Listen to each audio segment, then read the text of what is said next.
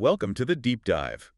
We take your questions, your sources, your reports, and, well, we really dig in. Me too. Today, we're diving into something that, honestly, nobody wants to deal with. You're renting a place, and the relationship with your landlord just goes badly.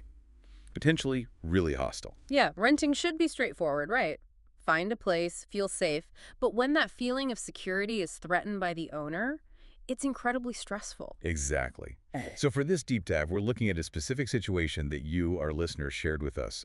You've run into some really challenging behavior from your landlord in Taiwan. And you sent us this fantastic, detailed report. It analyzes everything that's been going on and digs into the relevant Taiwanese law. That report is our guide today. We're going to unpack it, figure out exactly what happened, look at the landlord's actions through a legal lens.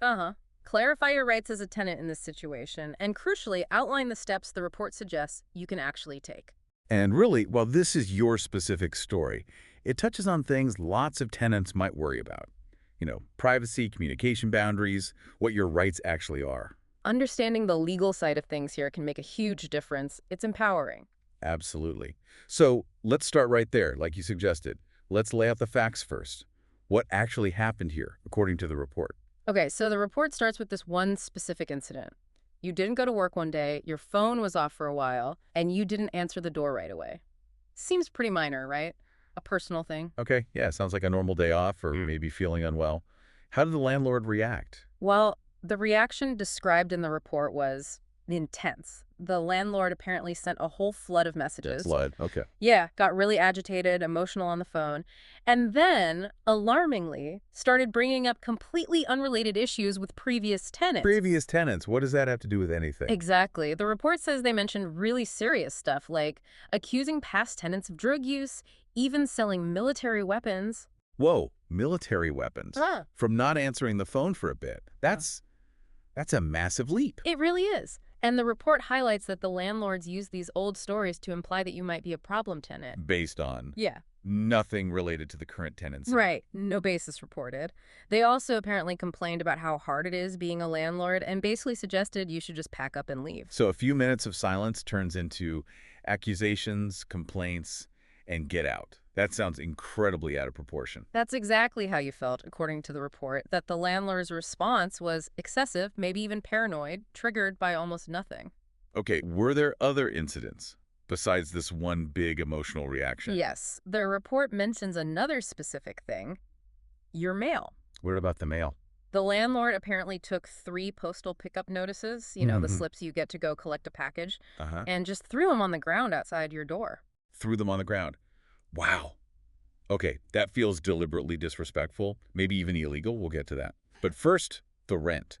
Was there an issue with the rent payment at this point? This is really crucial context from the report. No, the rent wasn't actually late in the conventional sense. You had already talked to the landlord, and they had verbally agreed to let you delay that month's payment.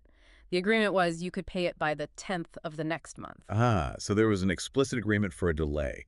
And the landlord agreed to it. Correct. An agreement was in place. Okay. So despite this agreement, what was the communication like after that? Did things calm down? Not according to the report. It describes this ongoing pattern of frequent, really intrusive messages from the landlord. Intrusive how? Asking constantly about your work, your job status, your monthly salary, even your daily pay rate. Wait, daily pay rate? Why would a landlord need to know that? That feels incredibly invasive. It does. The report says these questions were happening a lot, and it adds that the landlord would get quite emotional or upset if you didn't reply quickly enough to these questions. It's pressure to respond immediately to personal financial questions. Seems like it. There was even one time mentioned where the landlord saw your car parked at home during the day. Okay. And apparently took that as proof you weren't at work, using it to justify their suspicion or agitation. Seeing a car and jumping to conclusions, it really paints a picture of intense suspicion. How did the most recent interaction go? Did it escalate? The report says yes, it escalated in a recent phone call. The landlord explicitly threatened to take measures. Take measures. Against what? If the rent wasn't paid by that agreed-upon date, the 10th of the next month. And they used this phrase, framing it as, gentleman first, villain later. Gentleman first, villain later. Wow. That sounds calculated, almost like a threat. It certainly sounds menacing, and the report makes it clear how all this has affected you. How are you feeling through all this? Understandably, you feel scared, distressed. The report uses your word, hysterical, to describe the landlord's behavior, something you've never encountered before. I can imagine. And you're just trying to understand why this is happening, right? Especially given the rent delay was agreed upon and you paid a 2-month deposit up front. Right. The deposit is there precisely for this kind of situation, to give the landlord security. That's standard. Exactly. And the report adds some important background. You're facing some financial difficulties right now, which makes the thought of suddenly having to move really tough. But there's also good news on that front. Yes, the report notes you're starting a new job next week. So it seems like a temporary financial crunch that's about to improve. Okay, so let's recap the facts. We have a tenant facing temporary financial difficulty but starting a new job soon. There's an agreed delay on rent payment. A 2-month deposit has been paid. Yet the landlord reacts to minor things with extreme emotion, makes wild accusations, asks invasive questions, interferes with mail, and makes threats tied to the agreed rent date. It's a lot. It's a very troubling picture painted by the report. So now, let's use the report's analysis. How does Taiwanese law view this kind of behavior? What are the potential legal issues here? This is where the report gets really insightful. It grounds the analysis in Taiwanese law, primarily the Civil Code, specifically the Lease Chapter, and also the Residential Tenancy Act. Okay. These laws try to balance the rights of landlords and tenants, aiming for fairness. So let's break down the landlord's actions based on the report's legal analysis. Sir. First off, all those messages, the emotional calls, the constant questions about work and salary, how does the report see that? The report's analysis is pretty clear here. This isn't just an annoying landlord. The sheer frequency, the intrusiveness of the questions, the emotional volatility over minor things. The report argues this goes way beyond reasonable property management. It likely constitutes a serious intrusion and potentially infringes on fundamental tenant rights under Taiwanese law. Which rights specifically? The right to quiet enjoyment and the right to privacy. These are protected under Articles 18 and 195 of the Civil Code. Quiet enjoyment. It's not just about noise levels, is it? Not at all. The report clarifies it absolutely includes freedom from psychological harassment, freedom from unnecessary interference that messes with your peace and privacy in your own home. Okay. Now, the report does note there's a legal threshold for claiming, say, spiritual damages under Article 195. The behavior generally needs to exceed what is socially tolerable and be of serious circumstances. And does the report think this behavior might meet that threshold? It suggests the pattern of behavior described, the intensity, the frequency, the nature of the accusations could potentially reach that level, and it explicitly dismisses the landlord's excuse about past tenants. That's not a valid legal defense for harassing you, especially after they agreed to the rent delay. Right. The agreement changes things. Did the report speculate on why the landlord might be acting this way? Like, what's the potential motive? It did raise an interesting point. It suggested that the constant complaints, the suggestions you should move, combined with the harassment, it might actually indicate a deliberate intent. Intent to do what? To create such a hostile environment that you feel forced to leave. Essentially trying to achieve an eviction without following the proper legal procedures and maybe trying to backtrack on the rent delay agreement they made. So it could be a tactic to avoid the legal process of eviction or negotiation. That's unsettling. Yeah. Okay, what about the accusations and threats? Implying involvement with drugs or military weapons. How serious is that, legally? Very serious, according to the report's analysis. It looks at this under potential criminal law. Now, there's a key distinction. If these accusations were made publicly, meaning heard or seen by others, not just you, even a few other people present, or perhaps in a group chat context. If that were the case, it could potentially be defamation under Criminal Code Article 310, or maybe public insult under Article 309. Okay, so public statements have criminal implications. What if they were only said privately to the tenant? Even if only private, the report stresses this is still severe harassment. It causes significant mental distress, and that could form the basis of a civil claim for damages under Civil Code Article 195. So still legally actionable, just maybe not criminally as defamation. Got it. And the threats. Take measures. Gentleman first, villain later. The report treats these very seriously, too. If those threats make you genuinely fear for your safety, your property, or even your reputation, the report suggests it could potentially meet the criteria for threatening safety under Criminal Code Article 305. Threatening safety, okay. And furthermore, if the purpose behind these threats is to force you to do something you're not legally required to do, like pay rent before the agreed date or move out when there's no legal cause, Right. then the report indicates it could potentially be coercion under Criminal Code Article 304. Trying to bully someone into eviction without grounds can be coercion. And the report specifically linked the gentleman-villain phrase to the rent date. Yes, the analysis points out that linking that specific threat to the agreed payment date makes it look like premeditated pressure. It suggests the extreme accusations might be scare tactics, or even worse, an attempt to preemptively damage your reputation, maybe setting the stage for an illegal eviction attempt. It sounds like a very calculated, intimidating strategy. Now, the mail incident throwing the postal notices on the ground, what's the legal take on that? The report doesn't see this as just being careless. It views it as active interference. It shows disrespect for your private space within the property and directly affects your rights. You could miss important deadlines or information. Are there specific laws about mail? The report mentions potential legal issues. Depending on the specifics, it could potentially touch on interference with correspondence secrecy under Criminal Code Article 315, or maybe even destruction of documents under Article 352. Plus, mail contains personal data, so handling it improperly could also raise issues under the Personal Data Protection Act. So even messing with mail isn't trivial legally? Not at all. The report frames it as another example of the landlord crossing lines, disrespecting your rights and privacy. The motive could be harassment, trying to isolate you, or just asserting control in an improper way. Okay, finally, let's circle back to the rent itself. The landlord is using this as leverage, but we know there was that oral agreement to delay. How strong is that agreement legally, and what about the deposit? The report confirms that, generally speaking, oral agreements are legally binding in Taiwan. That's Civil Code Article 153. So your agreement to delay rent is likely a valid change to the lease terms, even if it wasn't written down. The challenge sometimes is proving it happened, but it is legally recognized. So the landlord can't just ignore it? No. Their pressure and threats demanding payment earlier directly contradict that agreement. The report suggests this could violate the principle of good faith, which is a basic legal principle under Civil Code Article 148. And the 2-month deposit. How does the report factor that in? It's a huge factor in the analysis. You paid the maximum deposit allowed by law, 2 months' rent, under Land Law Article 99.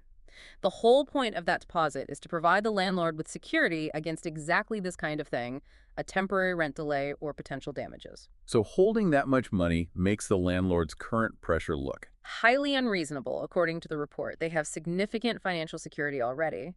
The report also brings in the Residential Tenancy Act context. A landlord can typically only terminate a lease for non-payment if the tenant is 2 months overdue and after giving formal notice. Your situation 1 month delayed by agreement is nowhere near that legal threshold. It really makes the landlord's behavior seem like it's not actually about the money. That's the report's conclusion. The sudden U-turn after agreeing to the delay, the intense pressure despite holding a large deposit, it strongly suggests the rent is being used as an excuse. It might be about harassment, forcing you out because they regret the agreement, or maybe they have other issues we don't know about. Linking that gentleman-villain threat directly to the rent date just reinforces this looks like a calculated pressure tactic. That analysis really shifts the perspective. It seems less like a standard rent dispute and more like targeted behavior.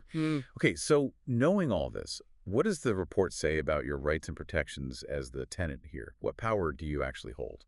The report is very clear on this. You have significant rights as a tenant in Taiwan.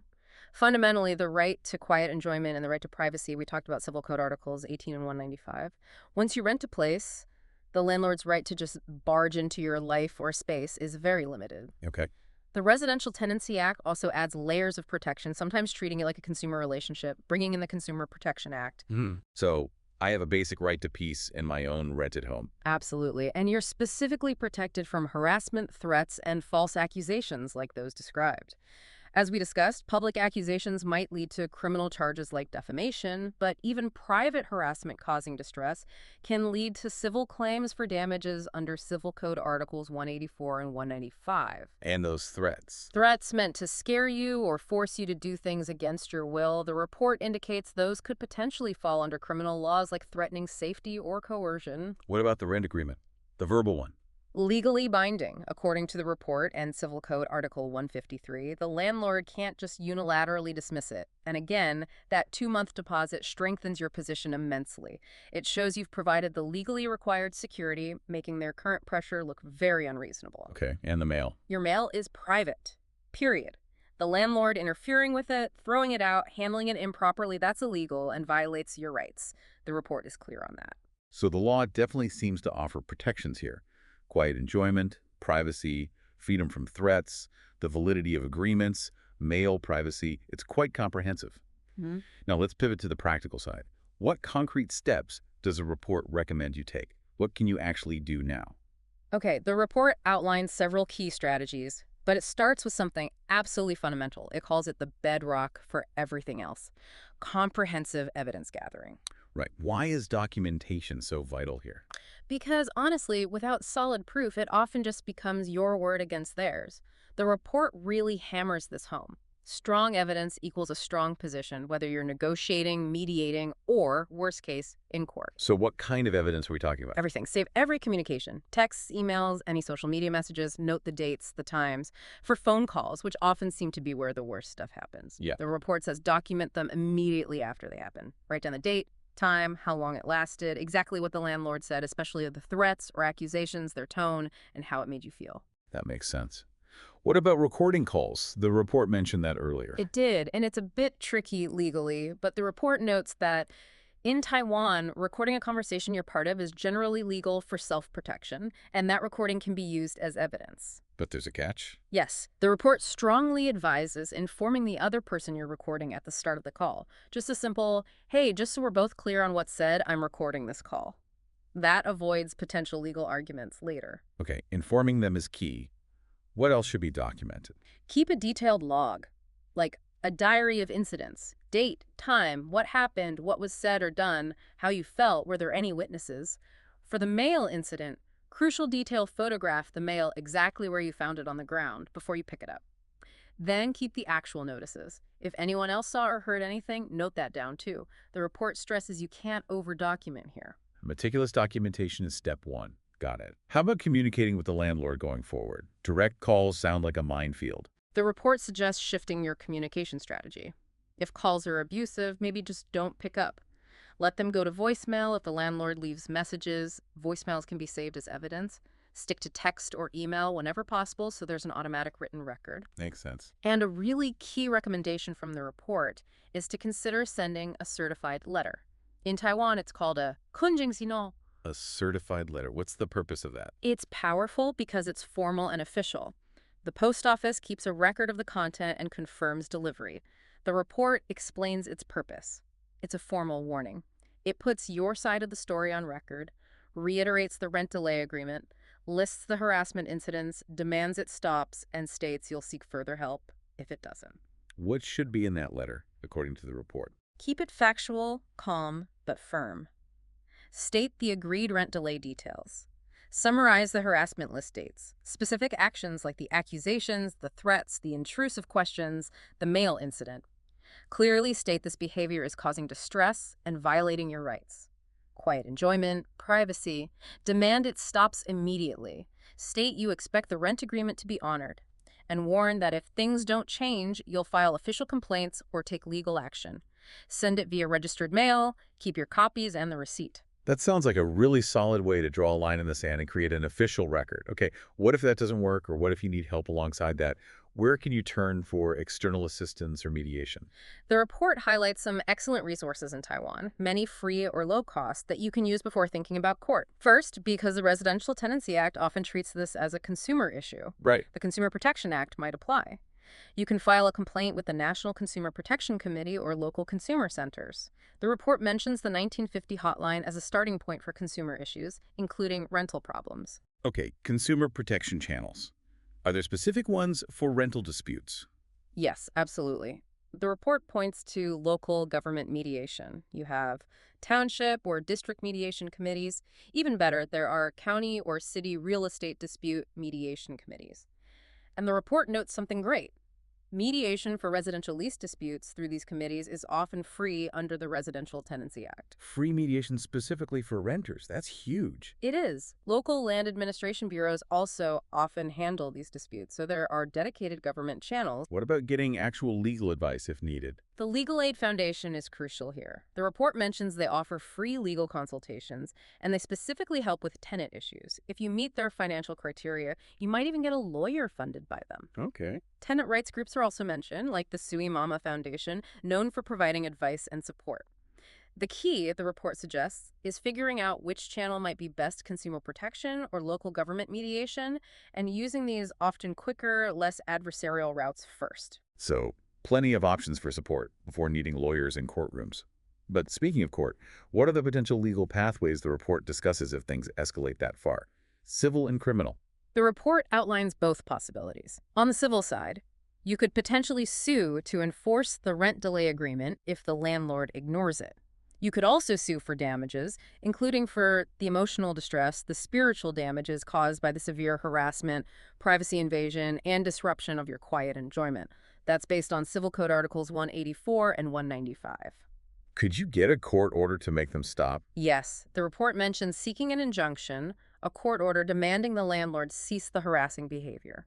It even touches on a more drastic civil option, though maybe not your goal right now, arguing that the landlord's harassment is so severe it effectively makes the place uninhabitable psychologically.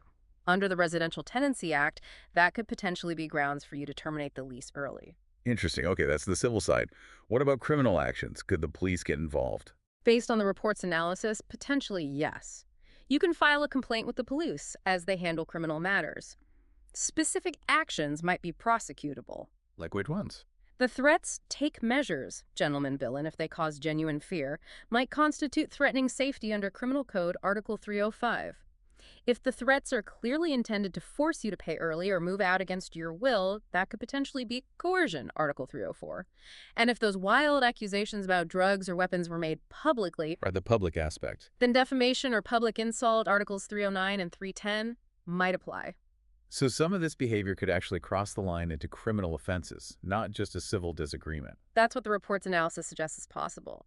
It also mentions the strategy of sometimes pursuing both civil and criminal options. A criminal complaint might sometimes encourage a settlement on the civil side. But it's complex, and the report stresses understanding the differences and, given your current financial situation, leaning on resources like legal aid for guidance. Okay, that provides a really clear map. Document everything.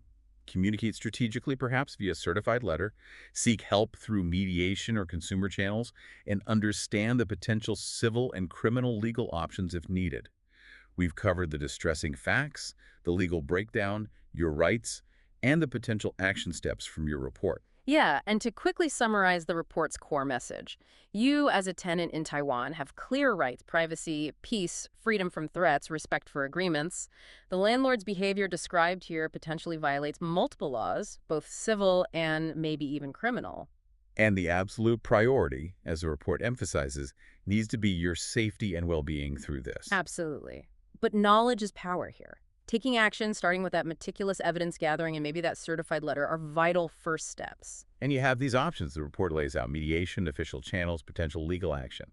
It's about figuring out the best path for you, maybe starting with the less confrontational routes, but being ready if things don't improve. Exactly. Understanding and asserting your rights is really the key to regaining some control. Taiwanese law does offer protections, and your report provides that essential knowledge and hopefully the confidence to use the resources available. This sounds like such a draining, upsetting experience. Nobody should have to feel unsafe or harassed in their own home. It really is. And navigating the legal side can feel overwhelming for sure, but having this analysis, knowing your rights and potential steps, that's always the crucial first move toward finding stability again. So here's a final provocative thought, sparked by the report's analysis as we wrap up. Considering how extreme the landlord's reactions were to such minor things, how their attitude flipped after agreeing to the rent delay, and the severity of the threats even though they hold a big deposit, could there be something else going on entirely? Is this just about paranoia? Or could the landlord be facing their own external pressures, financial troubles, issues with the property, something else we don't know that's causing them to act out this way, to try and force you out? That's a really interesting angle. The report certainly leaves room to consider. Why the sudden change? Why the desperation? It's worth pondering. Definitely something to keep in the back of your mind as you navigate this. Well, this has been an incredibly important deep dive unpacking the legal situation and potential strategies based on the detailed report you shared. Thank you so much for bringing this to us. Yes, thank you for sharing it. Hopefully this breakdown helps.